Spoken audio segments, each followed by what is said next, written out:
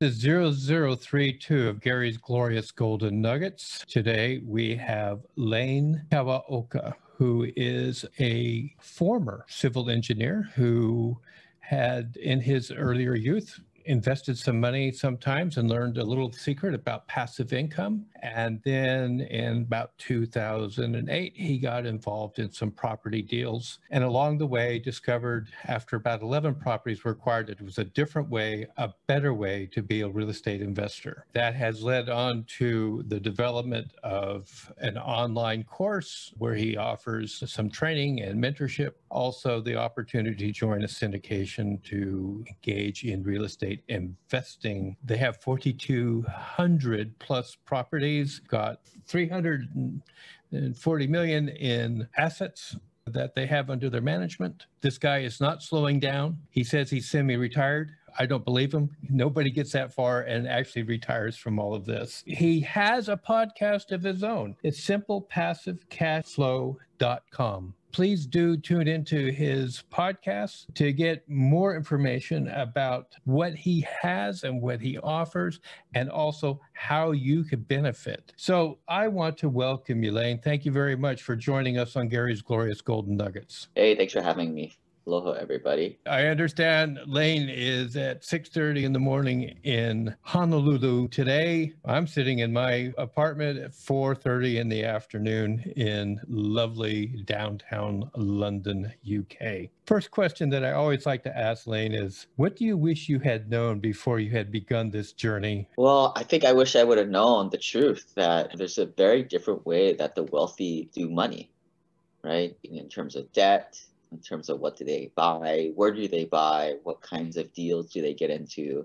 They're not going into retirement accounts or government-sponsored programs or mutual funds or what we call retail products. They're going after more direct-to-investor investments. And it's very different than what my parents taught me, right? Or what's out there in mainstream media. And there's a reason why that's the case. That's the reason why people have to work for 30, 40, 50 years and barely get ahead. And we're talking about not people with low-paying jobs. We're talking about white-collar professionals here, people making $100,000 or more a year. There's just a very simple but very different way that the wealthy do things.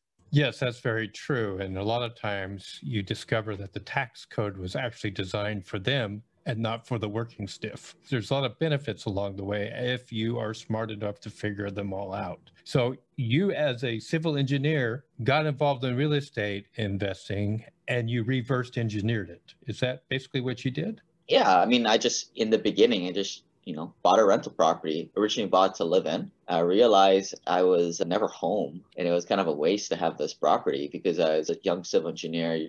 They sent me on the road all the time. I actually worked for my company on the road for maybe about a few years at least, straight, 100% travel.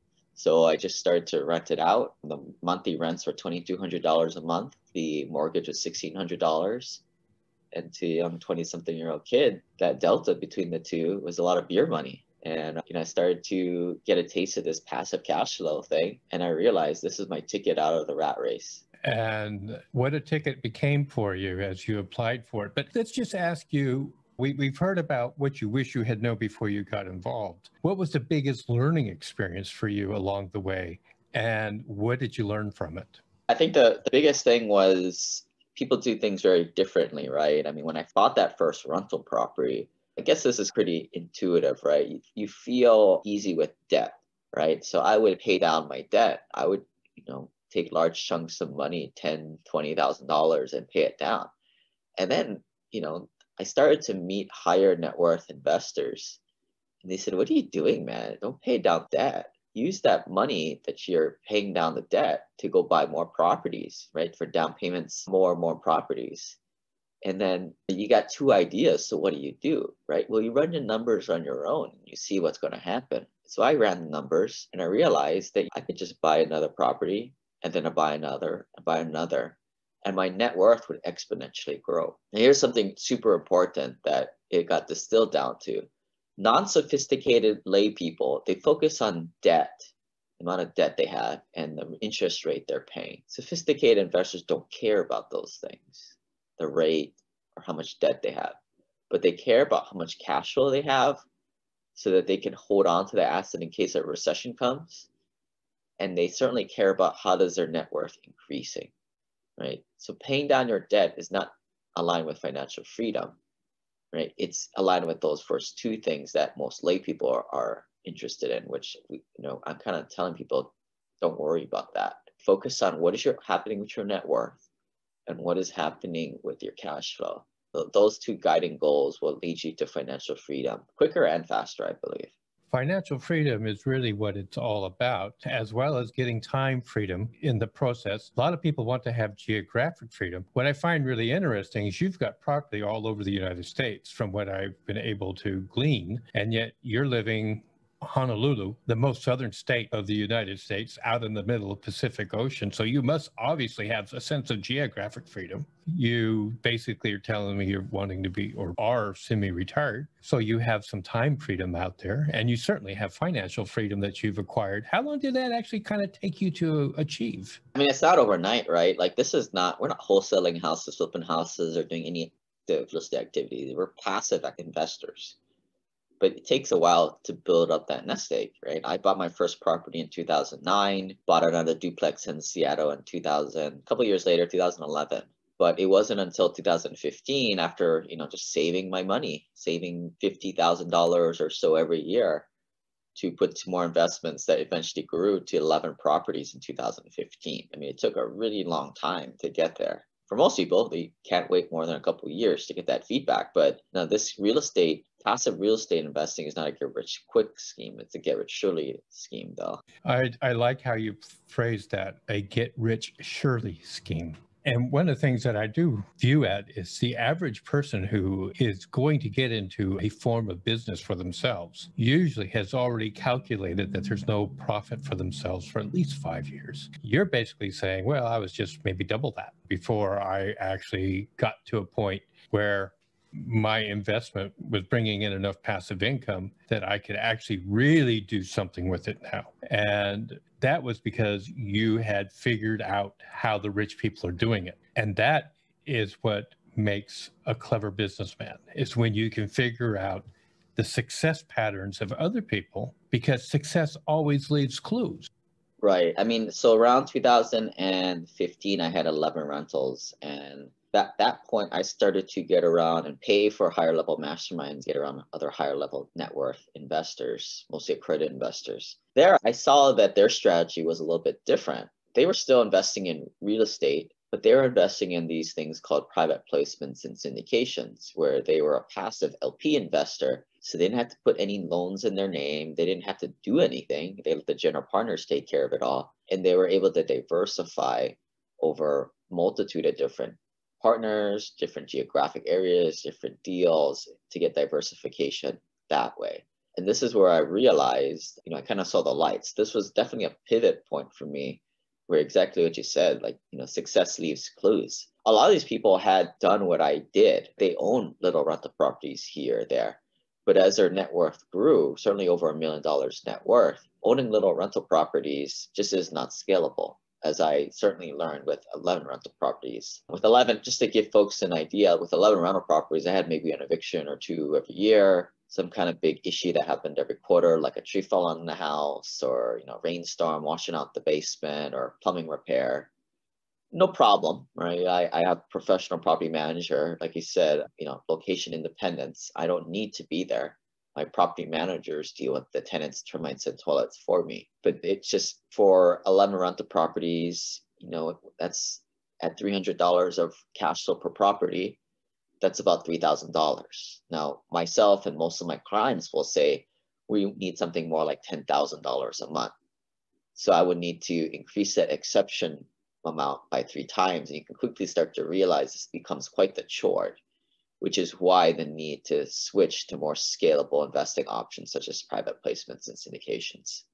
I think you have really hit a gold mine there. You've pretty well identified where the flaw is in the system that most people think is the way you're supposed to do it. I have a background myself in real estate here in the United Kingdom, and most people are small time investors, 1 property, 2 property, and they think somehow that is how they're going to make it to the end, Whereas the really large landlords in this country are the people who have these syndications, unless they received it through noble inheritance, which is a concept that you just don't really have in the United States from these hereditary lords who were granted grants from the kings. But having said all of that, when you're talking about getting into this syndication, tell us more about how you acquire freedom as well along that path. The syndications allow me to invest across many different deals. And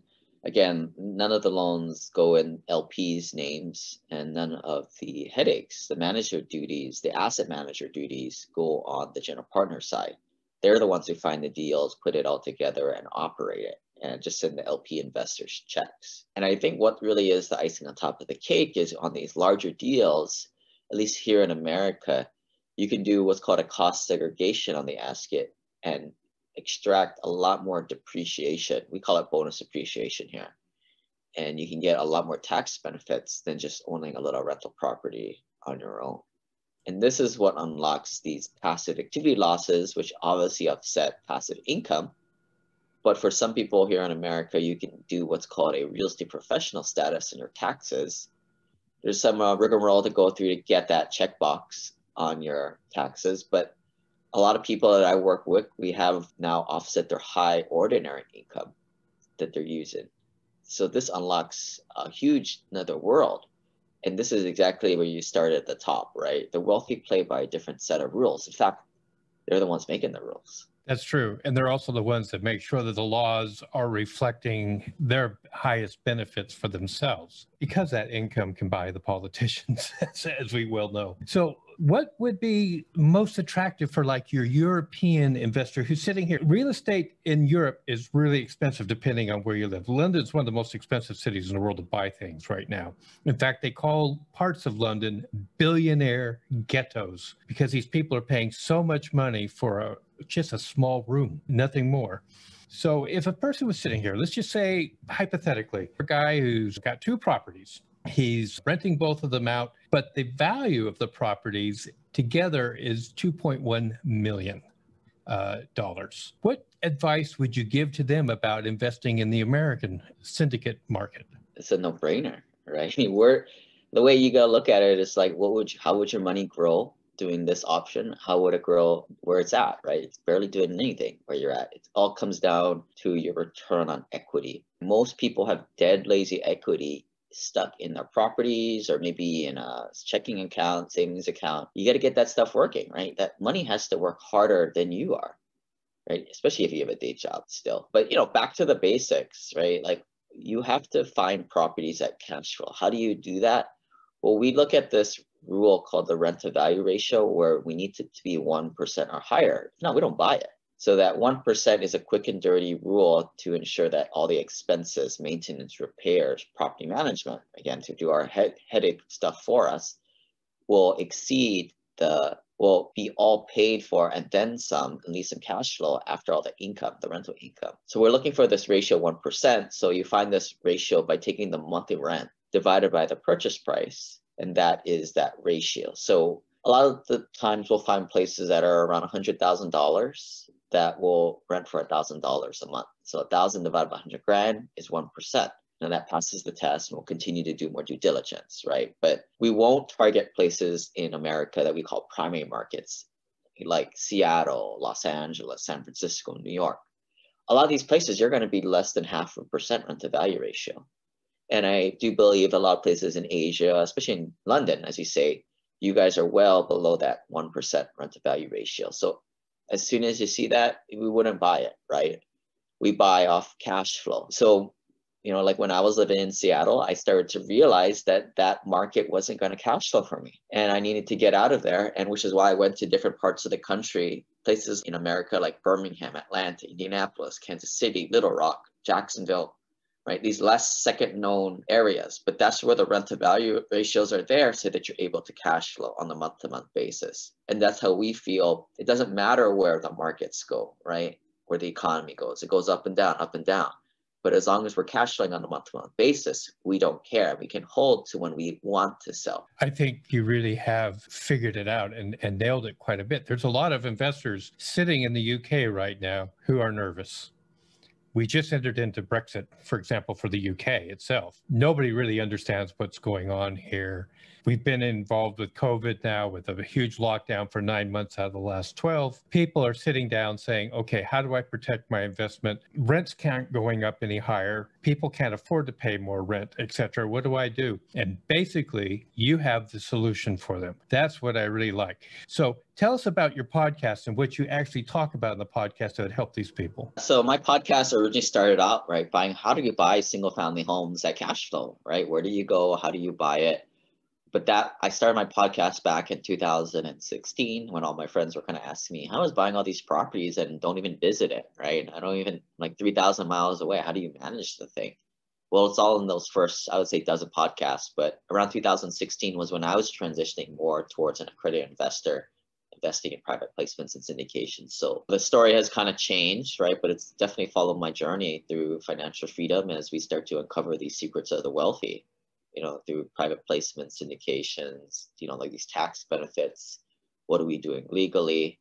Just whether in your Europe or not, a lot of these principles apply, right? And kind of going back to the whole cash flow thing, I think most people invest on appreciation, the whole buy low, sell high, which makes very logical sense, but it goes up and goes down.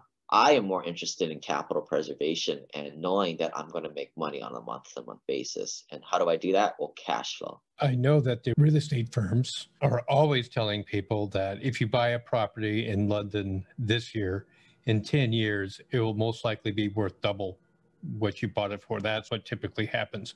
Every time there's a recession, then 10 years later, it's even going to be more. But the truth of the matter is what you're offering is something that shows a lot more stability, a lot more manageability for people, especially if you're doing it from a distance. So you have online courses, you have an online program. Can you kind of explain all that as well? We have some e-courses for people trying to do remote investing in rental properties. And we also have some e-courses on how do you invest as an LP, passive investor in syndications.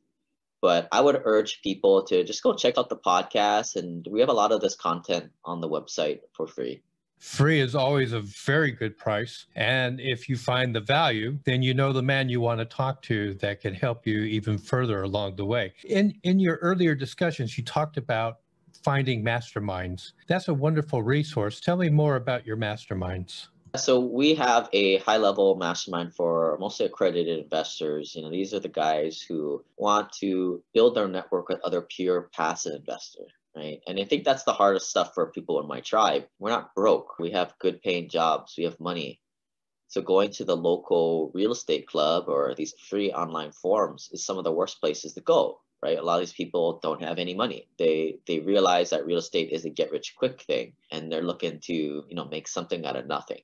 So a lot of these guys are flipping houses, wholesaling houses, doing very non-passive investor activities, right? So it's just nothing like that out there, right? That I've kind of created, right? Who do you work with? Who are the providers? Who are the lawyers, the CPAs that you want to work with, right? That's kind of the culture and the ecosystem that I've created for passive accredited investors. That makes a lot of sense. I think most people who have contemplated real estate know of individuals who've got into the property buying, the property flipping, the upgrading of a dump into something that somebody would be willing to live in. And it's an awful lot of work. It's an awful lot of stress. There's an awful lot of pain along the way, especially if they didn't calculate it correctly. Having said all of that, I do again like to suggest that you're offering a real viable alternative and that you're basically saying, look, come to my podcast, get some of the back downloads that I've had, pick up a bit of free education about how this whole system works. And if you want to continue on, talk to me. And that basically is such value out there. Because when you talk to somebody about how do I flip a property, it's not out there for free. It's you go to some weekend seminar where somebody's going to tell you 8,000 pounds and I'll give you the secrets over 2 weeks. And you're like, Okay, great. But you're already into it for 8,000 pounds, and you're basically saying, I'm going to throw information at you for. I mean, that's what's kind of broken in our industry, right? I mean, I definitely don't go after those type of people, right? Like the people that I work with aren't your weekend seminar junkies who are looking to get rich quick and make something out of nothing, right? I think unfortunately those people are kind of like prey to a lot of these guru guys. You know, my ecosystem is mostly high net worth, higher paid professionals.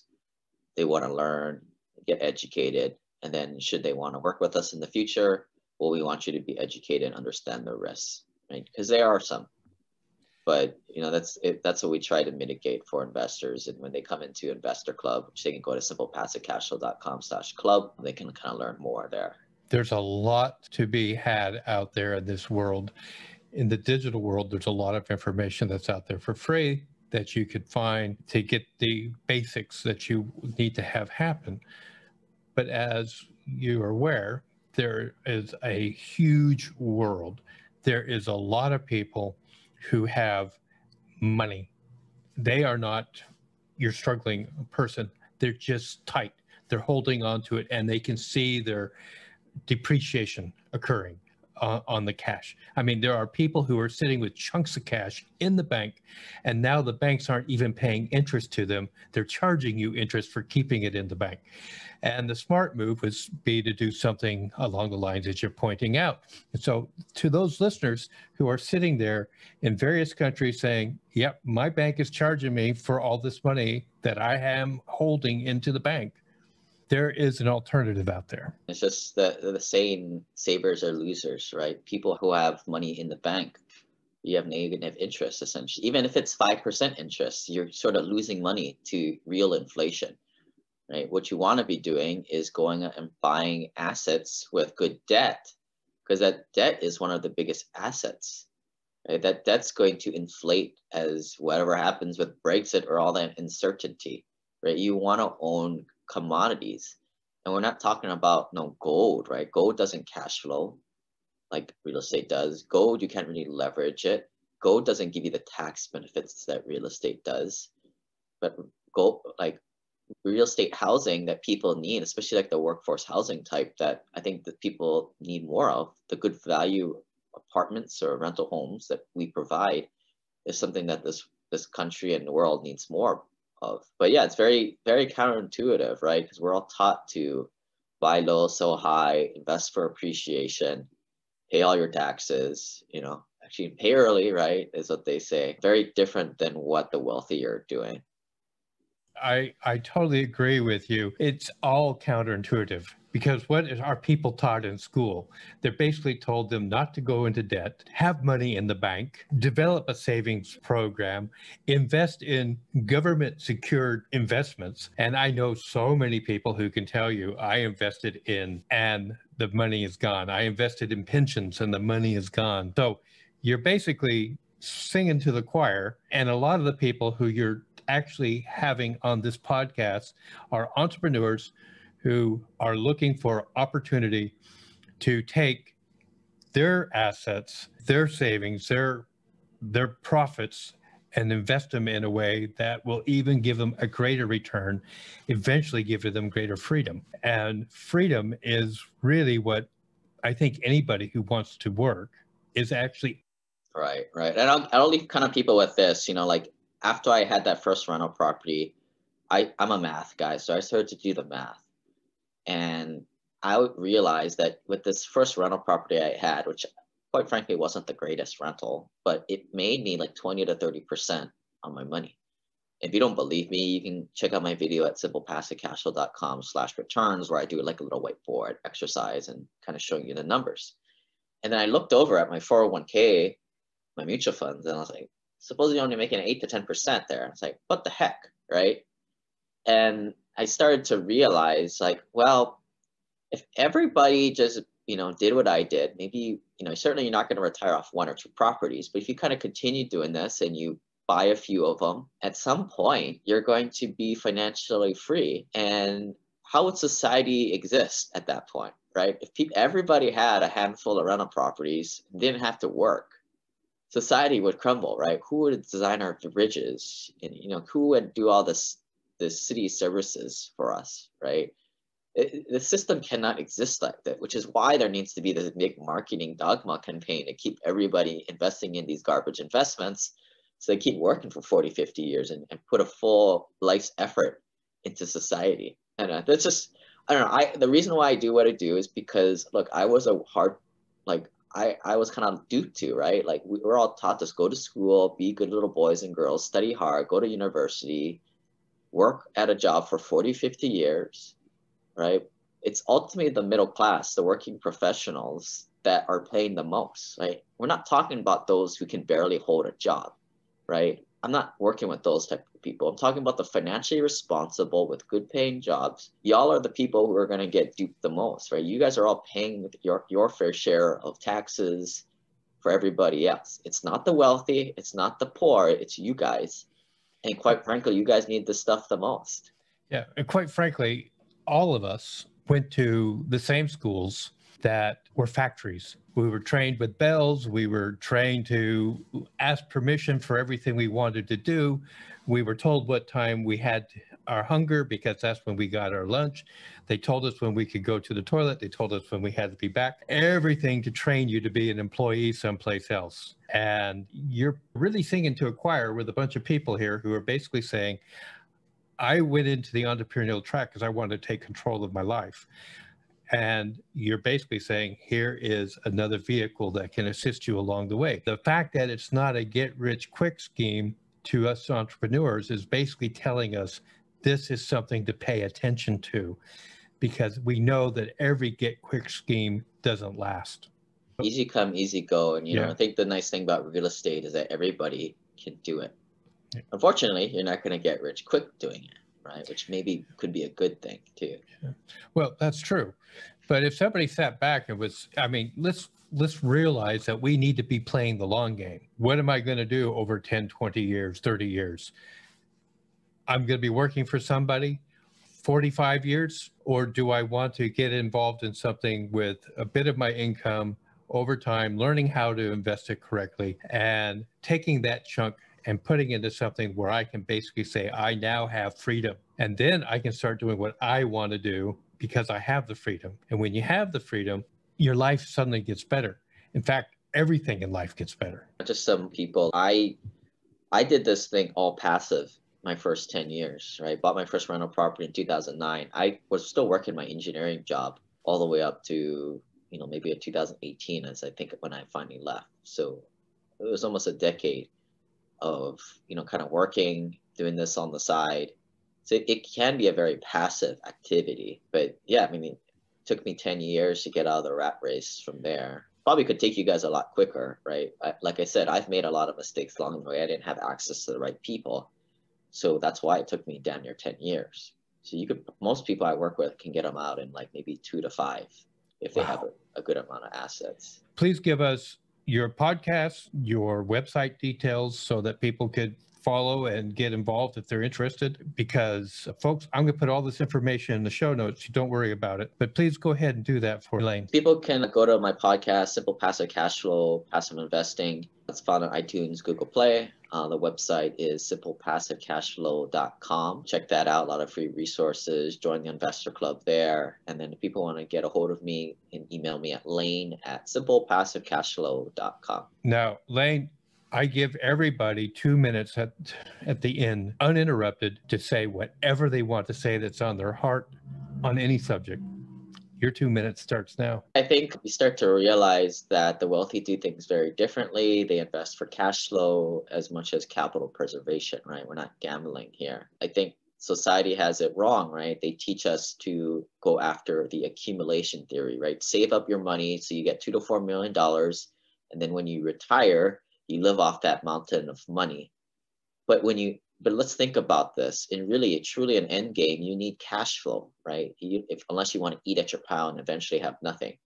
So if end game is cash flow, why not begin with the end in mind? So buying little rental properties or going into a bunch of syndications that's diversified, right? The nice thing, if you can do that now, is you don't have to eat the cash flow, but you can use that cash flow to go buy more streams of cash flow, right? Or call them mini pensions if you want. And this kind of counterintuitive things is the exact thing that you should be doing if you want to reflect what's happening in endgame. And this is just another way that the wealth keep getting ahead, and you guys need to get on board. Thank you very much, Lane. Ladies and gentlemen, you've been listening to Lane Kawaoka, former civil engineer, now into the real estate syndication aspects of the product. He's found his way to freedom. You may want to get in contact, learn more about it. He does have a podcast, simplepassivecashflow.com. You can get it down on your download sites. I want to thank you very much, Lane, for being part of our show today. Ladies and gentlemen, if you found value here, please do subscribe if you haven't so far. Please do share this with someone who you think would really benefit from it. I want to thank you again, Lane, for being here as our guest today.